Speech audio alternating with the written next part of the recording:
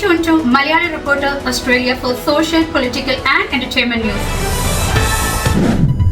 മെൽബണിലെ കുപ്രസിദ്ധമായ underworld crime സിൻഡിക്കേറ്റിനെ police എൻകൗണ്ടറിലൂടെ തൂത്തുവാരി.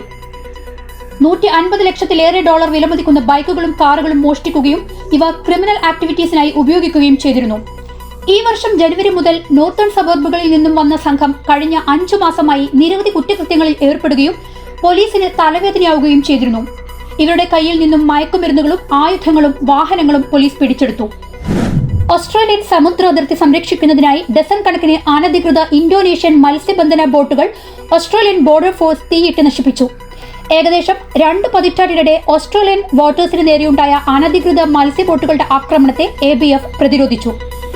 കിംബർലി, നോർത്ത് ക്യൂൻസ്ലാൻഡ് തീരങ്ങളിൽ ഒരേ സമയം നടത്തിയ 2 ഓപ്പറേഷനുകളിൽ 200-ൽ അധികം ബോട്ടുകൾ പിടിച്ചെടുത്തു. 48 ബോട്ടുകൾ കത്തിനശിക്കുകയും ഏകദേശം 1000 മത്സ്യത്തൊഴിലാളികളും സ്ത്രീകളും പിടിക്കപ്പെടുകയും ചെയ്തു.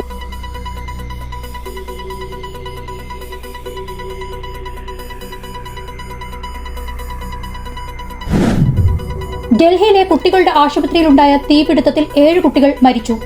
ആശുപത്രിയിൽ ആകെ 12 നവജാത ശിശുക്കളാണ് ഉണ്ടായിരുന്നത്. പൊള്ളലേറ്റ 5 കുട്ടികളെ ചികിത്സയ്ക്കായി മറ്റൊരു ആശുപത്രിയിൽ പ്രവേശിപ്പിച്ചു.